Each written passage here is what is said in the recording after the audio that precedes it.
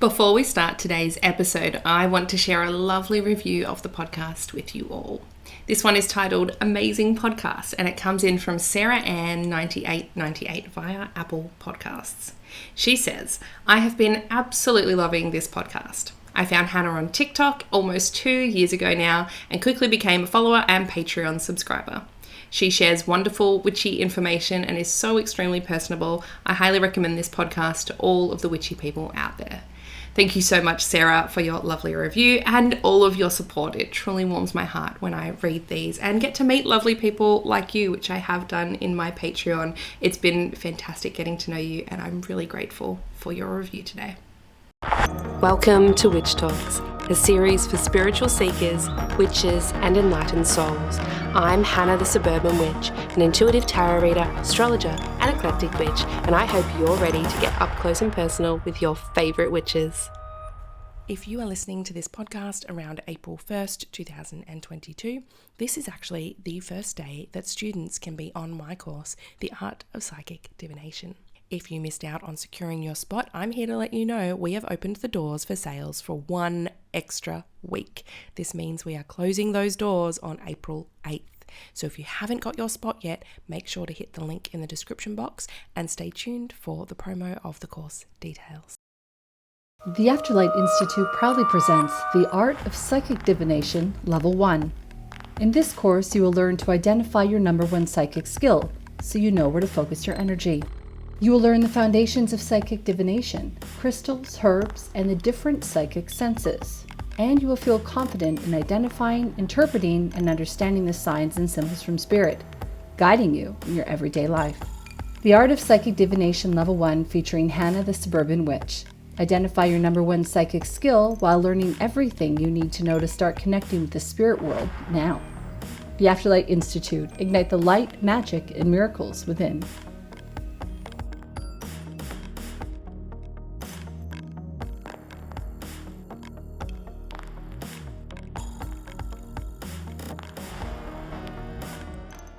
In today's episode, we're chatting with Devin Hunter, the best-selling author of the Witch Power series, host of the Modern Witch podcast, the Modern Witch blog, and creator of the Modern Witch magazine.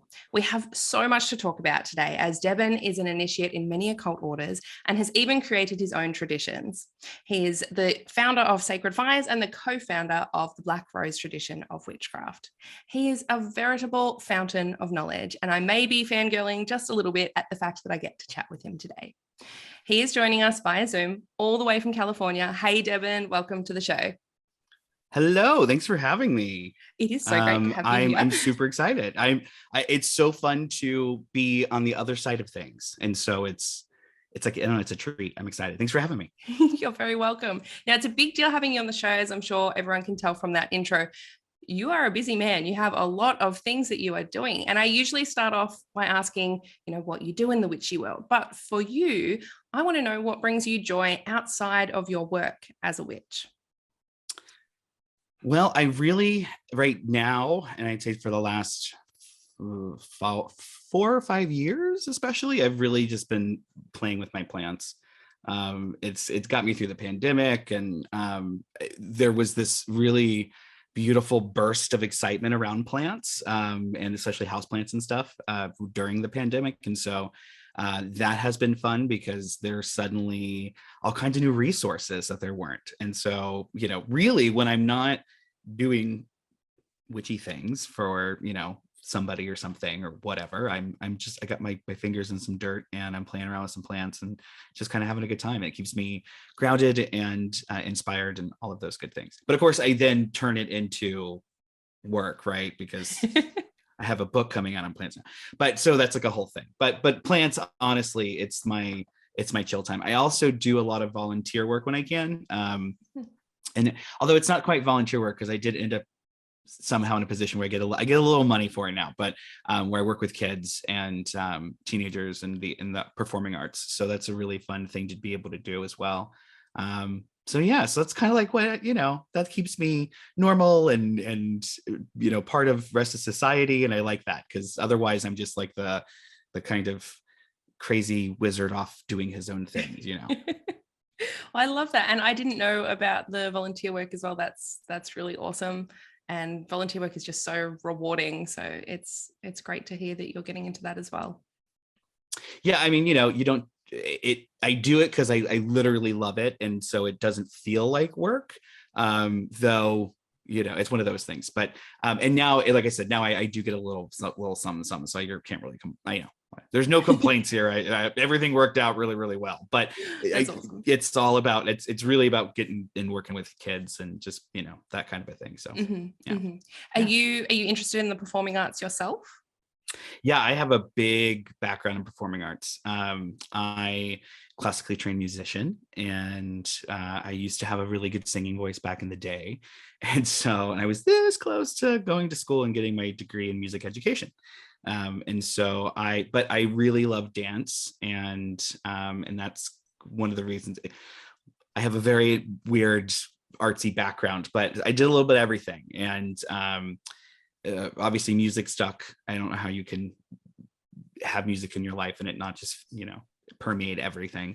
And even walking away and focusing on other things for a couple of years, it's always there, So performing arts are a really big part of my life. And I think as an occultist too, having a background in performing arts has been really helpful and ritual and approaching some of those stranger topics in the occult. Having a little bit of a performing arts background has been really helpful. So it's one of those things that can't really take the witchcraft out of everything I do, because somehow everything I do becomes witchy.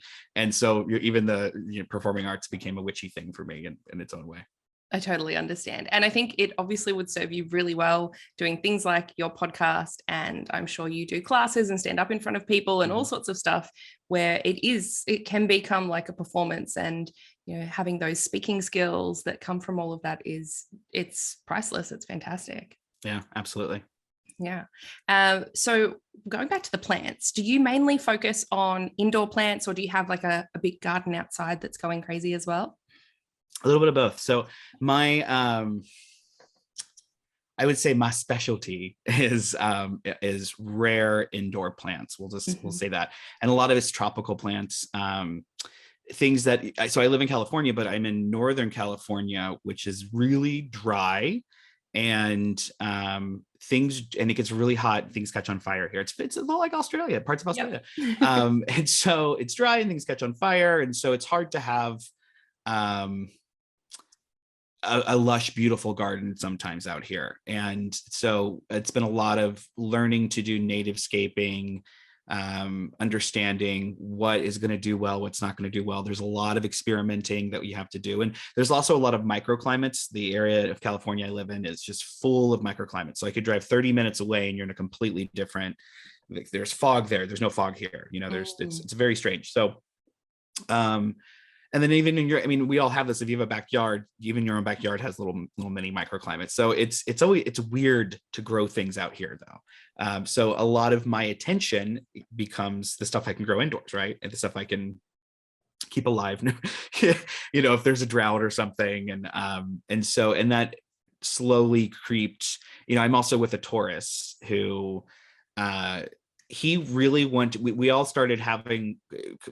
realized at some point in our relationship that we had to have our own offices. We had to have a space we could go and kind of close and get away from the world and each other, right? Because you're around each other all the time. We live together, we work together. It's like we're always together. So we're like, no, everyone needs their own space. And we happen to have a house that when my partners first got together and they first got the house, is because they were taking care of one of my partner's older mother. And so basically she was able to have downstairs and they lived upstairs and ran a business upstairs. So they got a house with some extra rooms. And so we were able to basically go in, each of us have our own, the three of us were able to, this is before we got with Matt.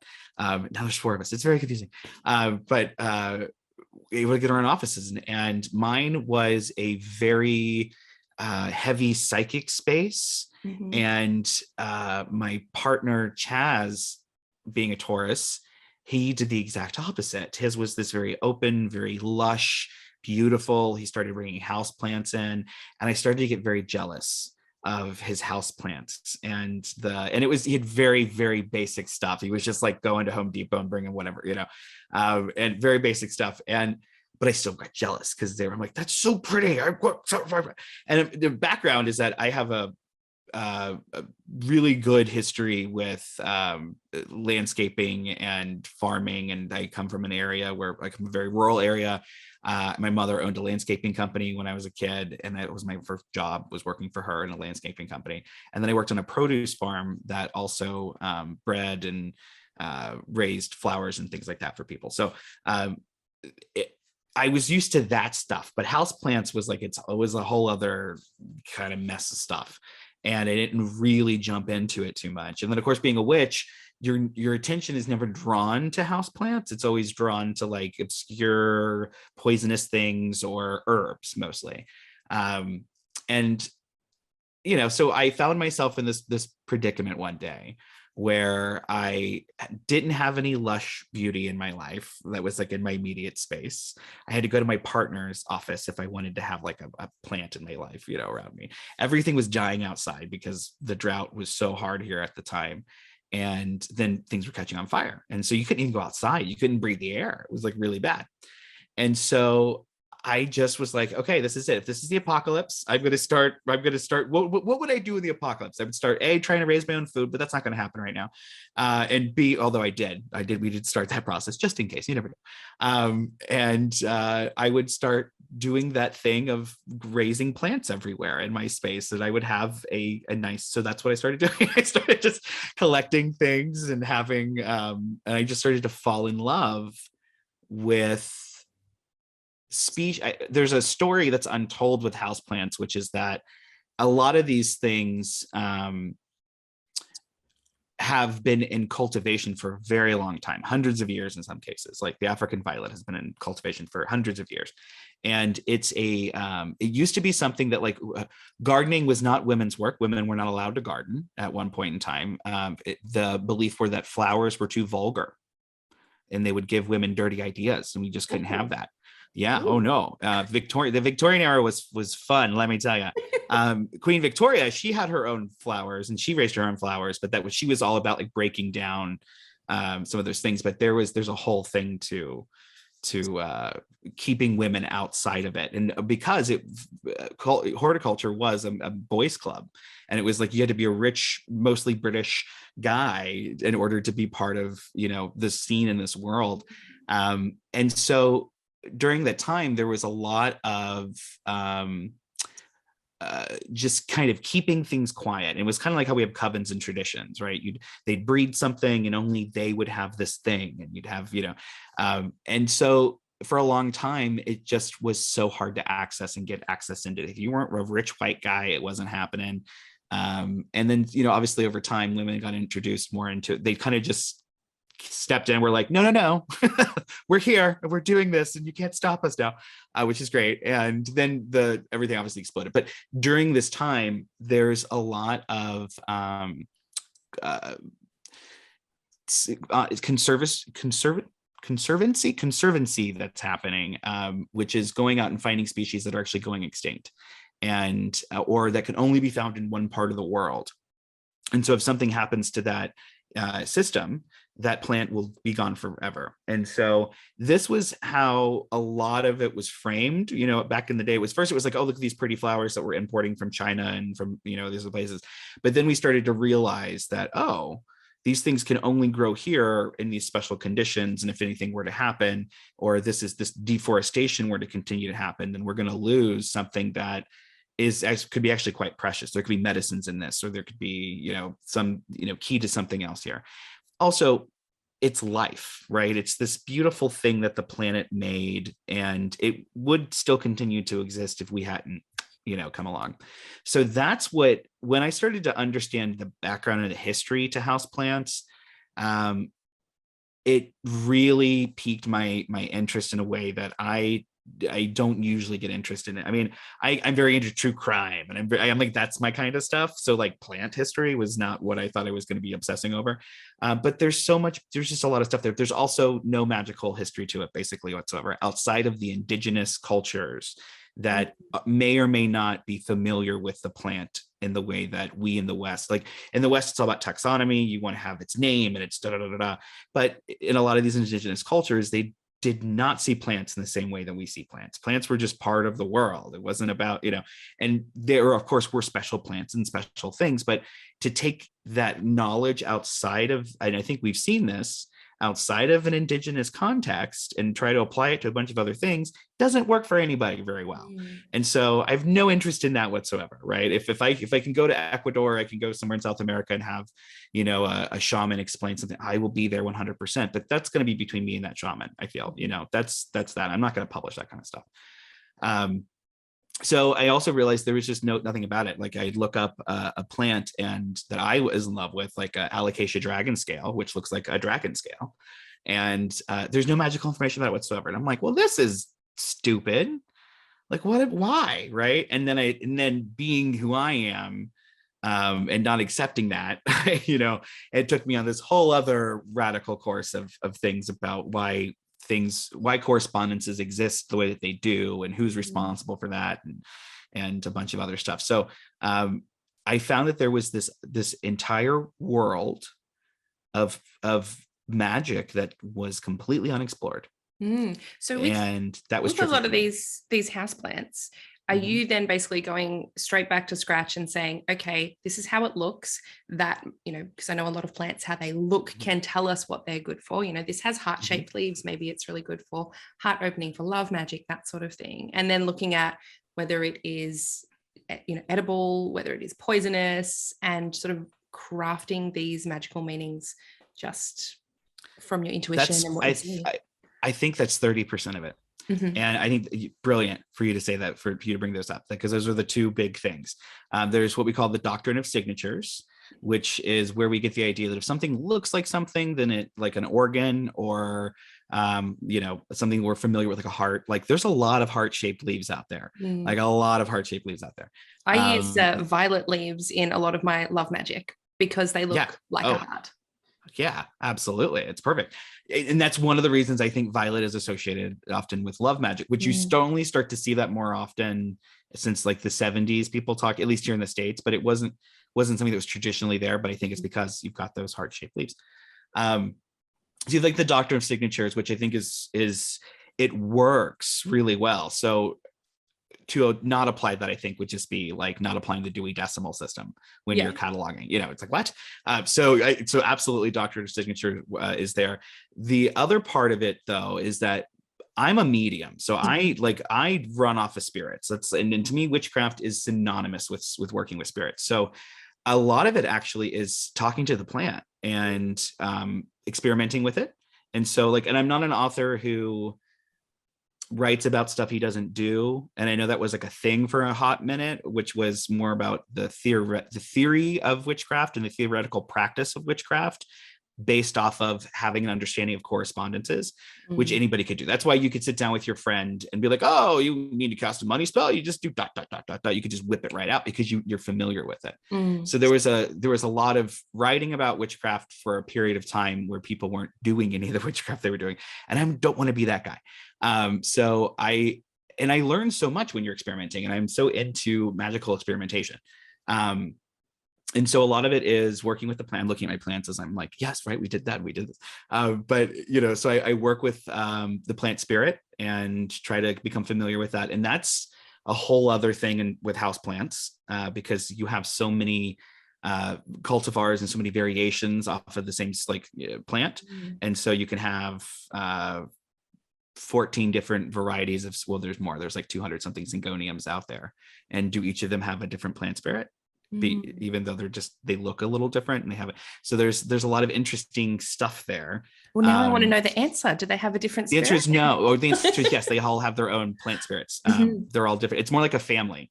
And they're all just like, cousins. Brothers and sisters and cousins. And that's the feeling anyway, when I'm working with them. So, and so you get introduced to those things, and then you're like, well, what else is there behind that?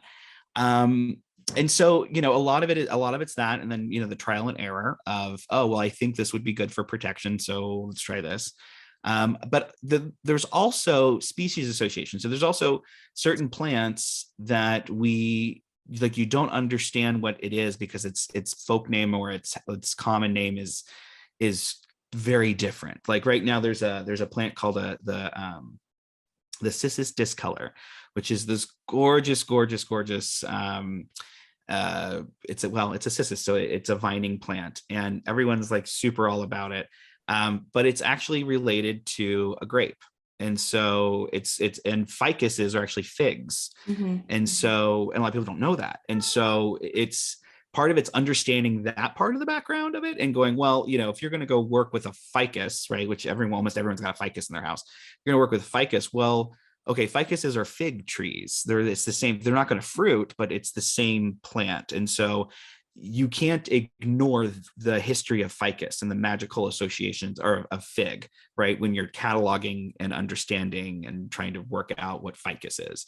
So there's a lot of that associating and trying to trace the families and all of that kind of stuff. But so there's that and Doctrine of Signature work and, experimentation, but I would not be lying. And I'm trying to empower people with every book I write to do this, that a lot of this is my gnosis and a lot of it's me going, this is what works for me, because that's what anybody else is writing about. They're just not wording it that way. I this love is what that. Works for me. And hopefully it'll work for you that way. Right. And if it doesn't, that's okay. Because houseplants are a great example of, your grandmother had a pothos or something, or a devil's ivy is what we call them here in the States. And that's what you grew up with. You always had that there, and you have a very specific association with that plant that no one's ever going to change because that was in your Nana's house, right? And that's a special plant, and so that's a thing, and you can't ignore that because I say pothos is for blah blah blah blah. And so the importance of your own gnosis in witchcraft is, I think, just as important as as heavy as my own gnosis and you sharing that. I absolutely agree. I teach a course in Psychic Divination, and one of the things I talk about when we're doing symbology or symbolism is everyone understands, for example, the symbolism of a rose, right? Yes, okay, love, romance, sex, that sort of thing, right? Everyone understands that. But you may have had your own personal experience where the rose outside your front door, the first time it bloomed was on the day that your parent died. So now that rose is going to have a totally different meaning for you. Maybe it means death. And now when you're doing your magic, or if you're working with your divination or your guides or however you're getting your information, if you see a rose, to you, that's going to symbolize death rather than love. It may also, so you have to sort of lean into which meaning you're getting, but that personal meaning is absolutely necessary to weave into the traditional meanings or other meanings that you might get from other people's personal gnosis. And then over time, if more people start having a similar experience with the rose being death, maybe we get a new verified gnosis. Right. Absolutely. Fascinating. That's the way it should be done. I agree. I love that. Yeah, no, absolutely. Yeah. So I can obviously see there is so much passion and knowledge here from you, and that's why you're obviously writing this amazing new book, HortOCCULTure. That's what you've called it. HortOCCULTure, yes. Yep. HortOCCULTure. Yep. So that's all the occult knowledge behind HortOCCULture, correct? Yeah. Well, houseplant horticulture specifically, because I feel like the poison stuff is all covered. So if you want to know about datura and mandrake and henbane, there's plenty of books out there. Trees are covered. Herbs are covered, right? Like there have been so many fantastic authors who have tackled this subject over the last hundreds of years that there's nothing I could add to any of that discussion. Like I just finished a crystal book that's coming out in August, and I found myself in the position of, I always thought, I can write a crystal book, because I love crystals.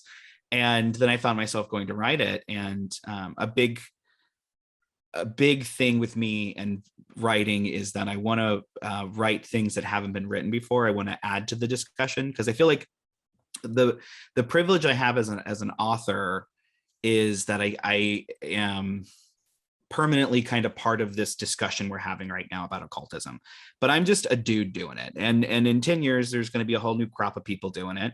10 years ago, there were a whole different crop of people doing it. And if we look back on, some of like Crowley's work, Blavatsky's work, Edifice Levi. You look at those things, and you really can tell that they're having discussions kind of with each other more than they're having discussions with us as the reader.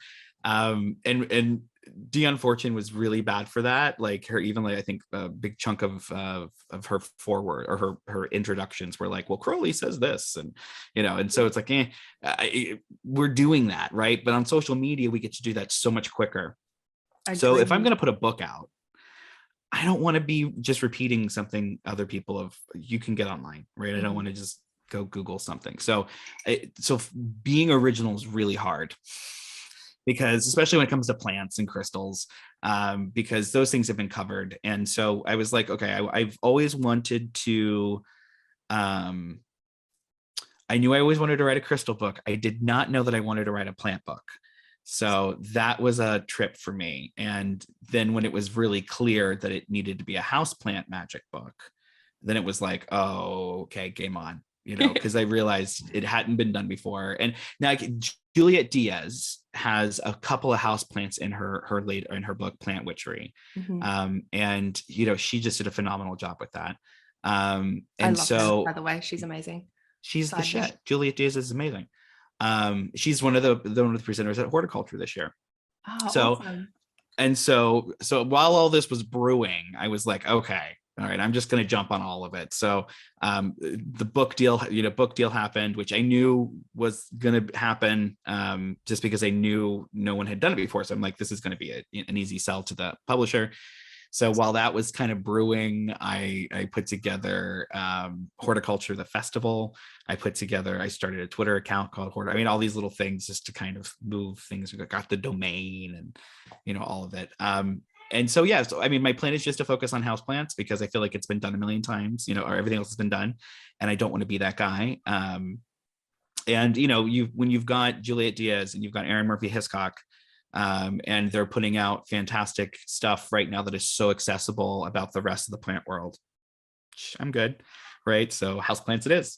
So that's where we're at, and it just has to be, that's my obsession. So okay, and I wouldn't be the guy you'd come to for herbs, because I don't care. And it's something I want to learn how to grow them. That's fine, but I'm not going to grow them because I have a limited amount of space on my property. So if I'm going to grow something, it's going to be something that I'm not going to have to struggle with, right? And I live in California, so I can grow rosemary and some lavender and some sage, and that's kind of it with herbs. Or everything else is going to be kind of hard and struggle with it. So, yeah. So I digress. Blah blah blah blah. There's very tangential with it, but houseplants it is. Yes. So does that even answer the question? I went off on a tangent, didn't I? I did it. Now I'm curious, correct me if I'm wrong. This whole thing and what I'm picking up as you're talking, it feels very spirit led. It feels almost like divinely inspired. It sort of just has flowed through you and almost crafted this new path that you're now on. Is that how it feels for you? Yeah. I mean, I'm being really vocal about it. I went through massive burnout and depression, and that came after writing all the books and getting on the other side of it. And what the thing that a lot of people say when you're on the other side of the publishing thing is that, oh well, how did your life fall apart when you were writing the book? And I the first time I heard that, I'm like, well, that's bullshit. But it's been the truth. Like, people, every single time I go to write a book and it's contracted, somebody in my family dies. And it's like a big fucking thing. So I've had to extend contracts, and I've had to do it. And what that does is it makes everything butt up against each other. And so I spent 6 years just writing. Because you've written a lot of books. And we've got 4 out right now, and then we got the 5th that's on it. That'll be out in August, and then sometime next spring is when HortOCCULTure will come out. So it's been a lot in a short amount of time as well to produce that amount of written content. Like, writing books is tough. That takes so much time. The last 2 books, with the hard part was the photography, because in addition to doing the writing, I had to do the photography. And the writing is something that, after the first 3 books, I figured out my rhythm with it. Finally, it took long enough, but I figured out my rhythm with it. And I also learned, I can write a book, but I have to, I'm a sink into a project kind of a guy. And so if I'm going to be writing, I shut everything down. I'm just writing for days, and that's just it. I'm not good with blogging where I just do a little thing every day. That's not me. And so anyway, but the writing I figured out I had a flow with. So that part was okay. The word content or count was also like half of what it is for my other books because the photography's in the book. And so writing 45,000 words, that's not so bad when one of the other ones were like 90,000. My husband is putting out 120,000, books in his books. So I'm like, that's no big deal, 45,000 words. But the photos, because there's a whole other group of editors. There's a whole other set of eyes that are on everything. And it's also more money, for the publisher, because it's all in color photo versus just being printed off in text. Did you take the photos yourself? Yep. Do all the photos. That's and awesome. The next one, same deal. And so, there's one photo that isn't mine in Modern Witch, and that was because the layout editor really wanted it, and I was like, fine. But the other ones were mine, and so, but because I wanted a pictorial of what witchcraft looked like. Like there was this fantastic book that came out in I want to say 2002 by a woman named Titania. And she was really big in the UK, like really big. She was like the UK's official witch kind of a person. And she came out with this book called Enchanted. It had this light blue velvet cover, and it was the most magical thing I'd ever seen in my life at the time. And you open it up, and there were photos in it that looked magical, but in that way that like any shot or scene from Practical Magic, the movie, just looked magical because of the way it was kind of set up, like kind of almost cottagecore kind of a vibe. And so that's what this book was. And it had this, and my boyfriend bought it for me at the time, and it was my birthday present, and I just loved it. And I held on to this thing for years, and I would move and I would give everything away but this book because it was so pretty. But one day I sat down and I realized that none of the photos really matched the text. Like, I mean, kinda, but it really, and so I realized, okay, this is an art book. This isn't like necessarily.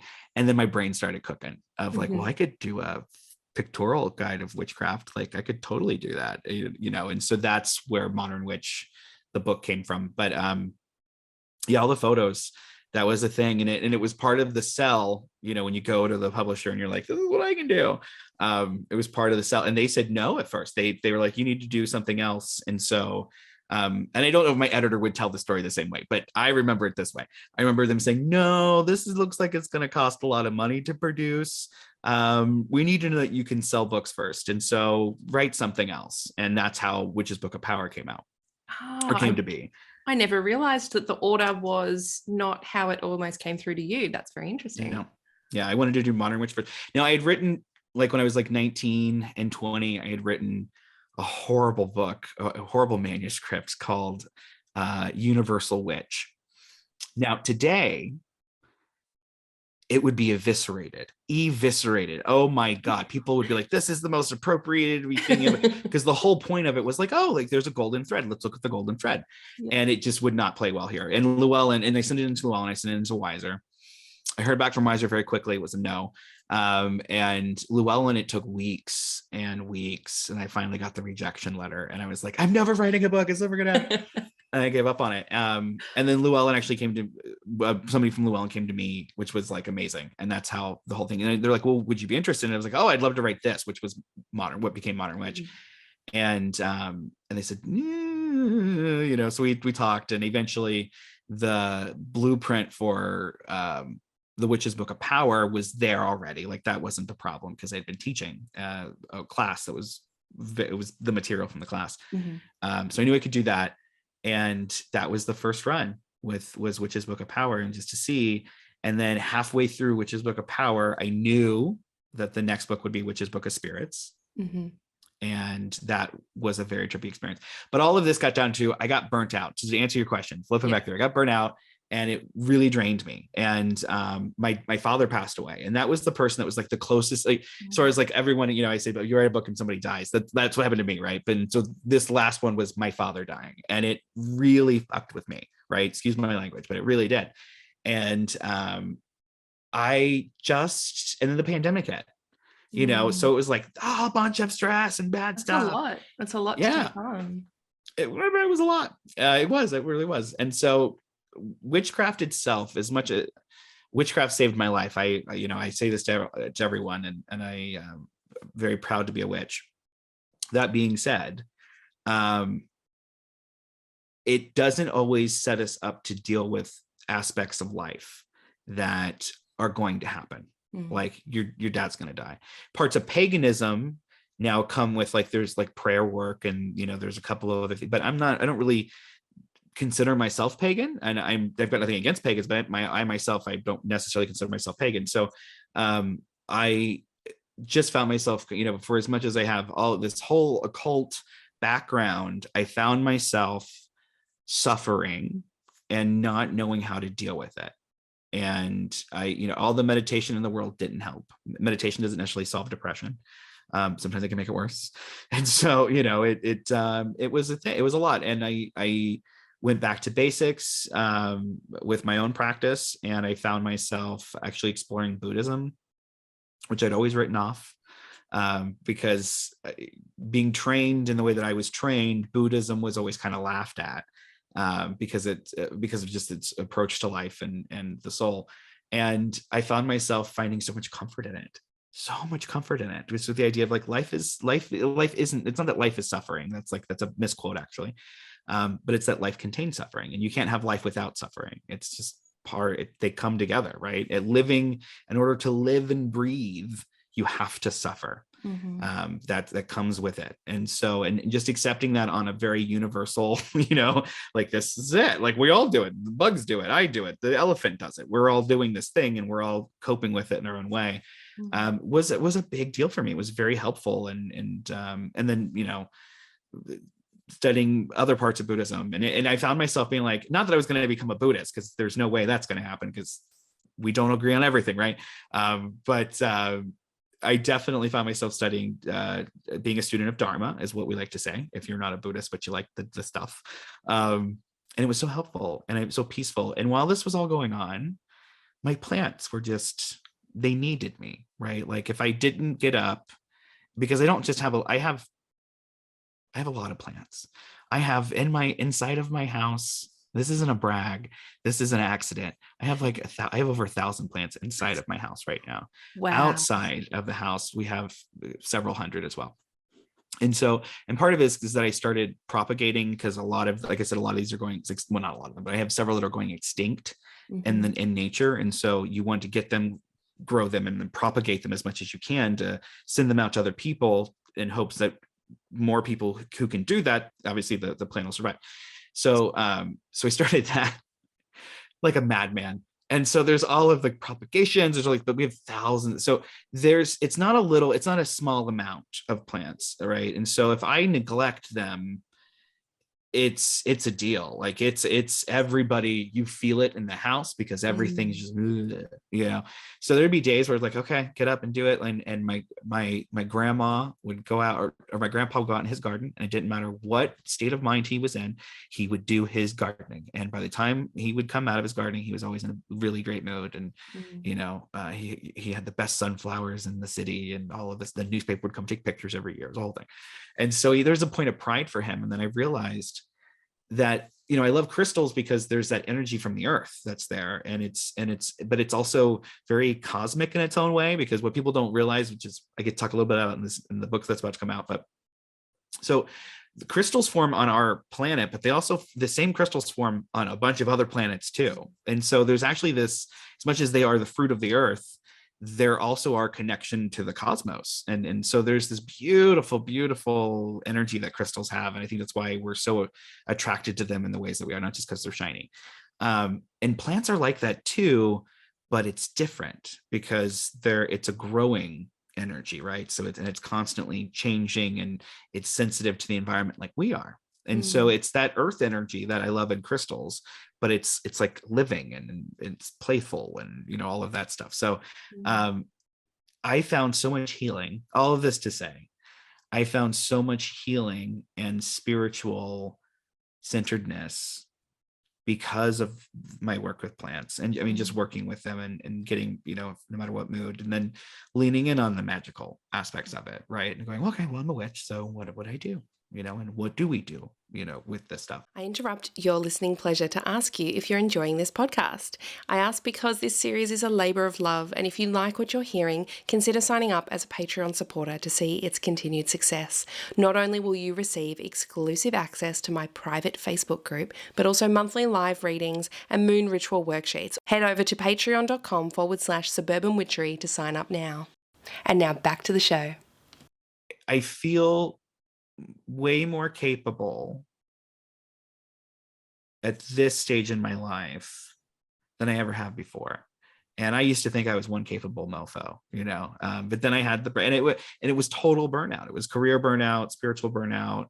It's hard to be a spiritual guide for people all the time, and we had a shop where that's literally what we were doing all the time. And so it's draining, and so I did that for like 20 years and then, all of everything, it was a lot, and so if I eventually was like, drop it, and I just dropped it, and I was like, I can't do it anymore. And I was so glad that I did. And I am so glad that I went through the burnout and, and I had time to properly, process my father's passing and, all of those things. And, and that was like the worst thing with dad.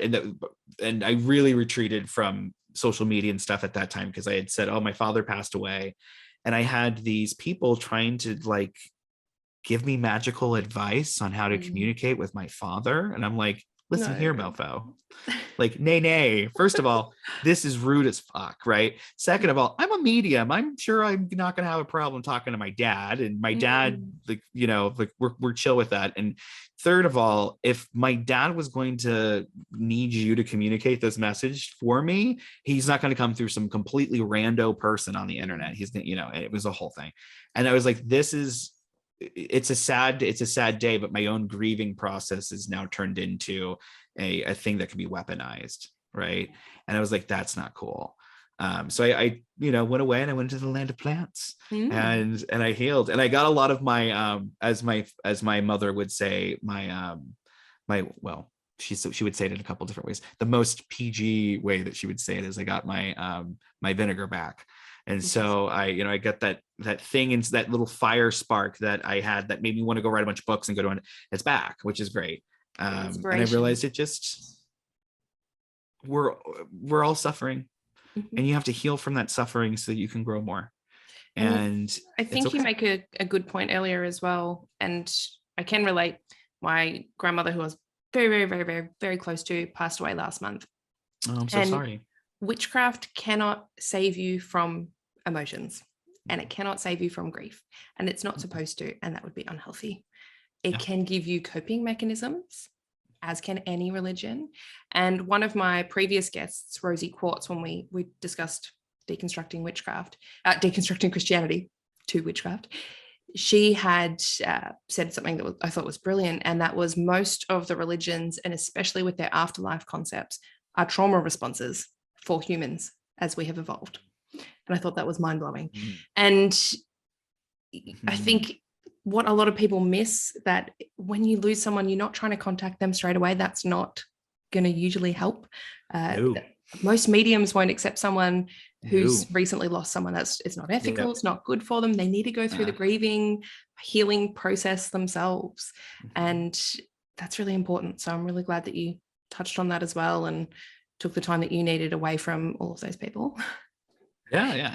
Well, it at some point you realize that you are more important than the noise, and it's okay to be selfish with your own energy and and it's so funny, because I'll make this a really short one, because here goes Devin's on a tangent again. But one of the things I'm constantly telling my students and my clients is that, like, if your best friend came to you with whatever problem that you're facing right now, and you gave them advice, it would be damn good advice, because you love your best friend. You do. You love them. You want the best for them.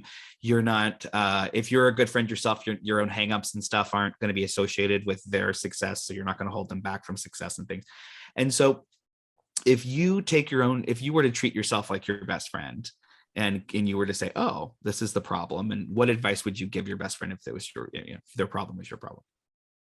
And a lot of the times they give me this great advice, this beautiful thing. And I'm like, so fucking take your own advice. Just treat yourself like your best friend, right? It's not that hard. And so when I found myself in this situation, and I had my own words being fed back to me, it's like, well, you can't deny, I mean, come on, So it was that thing of like, okay, just let go take care of this, and everything will be here later. And everything was still there. The world did not end. The emails were still there.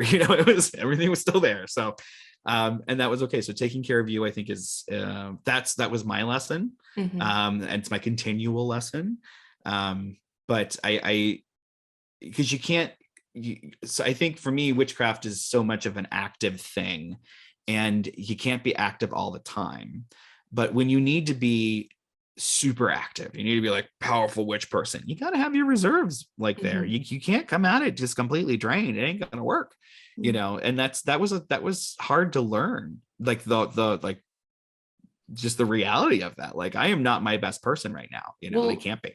As witches, we are, I find we follow the moon and the cycles of the earth and the moon and nature and all of that. And we're not always going to be heat of summer and bright sun. Sometimes we are retreating into winter under the dark moon. So I love that. We get to go through all those. That's a really beautiful analogy. Yeah.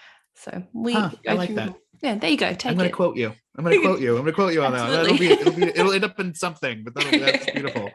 I like that. Do you do any form of ancestral veneration? Is that part of your practice? Not really. No. This is usually a point of division for me and other witches, because I like, it's great, but do your thing, like know your ancestors, but I don't know my ancestors. And I've done my ancestors that I do know weren't necessarily great people. Yeah, that's often a problem. Yeah. So it's like, okay, like I know enough that because of genealogy, and because I've done the DNA testing and all that stuff, I know enough that like nobody was over here in the States before like the 1900s, and so like nobody owned slaves that we know here, but I don't know about in the UK or wherever else I come from, like so there's things that like a lot of Americans became very interested in discovering. Like that was a big thing. Did my ancestors own slaves? Like, people, we wanted to know those sorts of things. So I went down that rabbit hole to go try to find that out. Nothing. So we've got some surname stuff, but and I know whatever the family crest would have been in parts of Germany, but my DNA doesn't show up with a bunch of German. So I don't even know, and so it was always kind of that thing. And where I grew up, there's what we politely refer to as folk genealogy, which is that essentially with the way immigration worked, a lot of people just wanted to be American. So they didn't keep their names, or their names were forcibly changed. That was a big thing that happened too. So either they didn't keep it, or they got over here. They just wanted to assimilate very quickly. Yeah, anglicize their names. Yeah, Australia has a very similar history. Very similar start to things. One of my ancestors is a convict. And I'm thankful that a book was written about him. So I actually have a very in-depth history of that side of the family. But he's fantastic. I'm quite rebellious myself, so I think I get it from him, because he was sent over to Australia as a convict, escaped from prison. What did he do? He stole a loaf of bread like it was nothing. Of course. Typical. He was 12 years old and got sent to Australia. He was Irish, and so he came to Australia, escaped from prison when I think he was 16 when he escaped, and they caught him again, put him back in prison. He escaped again. So they put him on an island off the coast of Victoria, South Australia, right? So southeastern Australia. They put him on this island, which was a prison island. He escaped again, stole a boat, got back to the mainland. And I'm like, my ancestor escaped from prison 3 times. That's badass. Yeah. I'm totally there. Now that's something to like invoke. Like that's something that, like, you're trying to get out of a sticky situation, be like, all right, I know who I'm going to talk to. That's amazing. Yeah. So, but yes, I totally understand. And that's cool. We get a lot of questions from people about uncertain ancestry and that sort of thing, but it doesn't always have to be super far back as well. Like, just personally, I found placing my grandmother onto my ancestral altar was really emotional and healing for me. And, you know, I've got some, you can't see it if you're just listening to the audio, but I've got some sunflowers on my ancestral altar behind me because her birthday was last week and that's her favorite flower. And, you know, that was a big emotional release as well, but it did feel healing, or bringing her a cup of coffee, just sort of interacting with her energy, even though she's not here in the physical. So for me, if anyone out there is grieving and you do have an ancestral practice, I find that can be really beneficial. But if it's not part of your practice, then there's always other ways. Well, I think I'm a medium, right? So part of, like, I make my students create ancestor altars so that they can communicate more easily with their ancestors. But for me, and it's not because like, oh, it's easier for me. It's like, I've always talked to my dead grandpa. Like, he's just like, you know what I mean? So, and then people older than that, I didn't know, I don't have an association with, or, you know, like I know I'm somehow related to the guy who killed President Lincoln. Oh, that's interesting. So that's a thing. But I'm not going to be like, hey, John Wilkes Booth, can I, you know, so there's like that kind of stuff. And, you know, the other part of it, and I'm just going to be completely honest, because I think it's okay. And I think a lot of us kind of shy away from saying it, but it doesn't interest me all that much. And I think it's because I'm a medium and I just deal with dead people all the time, that it's that my interests lie elsewhere with spirits, you know, and kind of a thing. Whereas I know in a lot of traditions, a big point of everything is ancestor work, and so, and I respect that, and that's amazing. That's just not for me. Yeah, I like I guess not the tradition of it. I think I do like that, the honor, the space of honor. I think it's that thing that I like. I've also got small children, so I think them being able to physically see, you know, and my daughter goes and picks flowers and goes, oh, this is for the ancestor altar, and she'll gift that to them. So it's a really beautiful way of incorporating our children into the practice as well. Well, and talk about like dealing with grief. Yeah, having an ancestor altar is amazing for that. Like, I mean, I have urns and things like that, and it'd be similar to that. Yeah, exact same kind of thing. But I would say, as I was going through my grieving process, and I was talking to other people with their grieving process, one thing that came out a lot was people saying that having an ancestor altar to go to, because the other part of it is that you get to connect with that energy of grieving that everyone's done. And you also realize that your ancestors are in their own way, they're grieving for whoever just passed as well. And so it's a way to connect with that. I think that's really beautiful. Yeah, so, and a focal point as well, I find. Yeah. Today's episode with Devin was so fantastic, and we actually ended up talking for over 2 hours. So what I've decided to do is break it into 2 parts. The first part, which is what you've listened to today, which was more on grief, a little bit of his journey, his story, and a little bit of background, plus the plants, of course. And the next episode is where we dive right into crystals and all of their magic. Plus we talk about his traditions, which is Sacred Fires and the Black Rose Witchcraft tradition, which is fascinating. So definitely make sure to tune into that one, which will be airing in 2 weeks' time. Thanks for listening.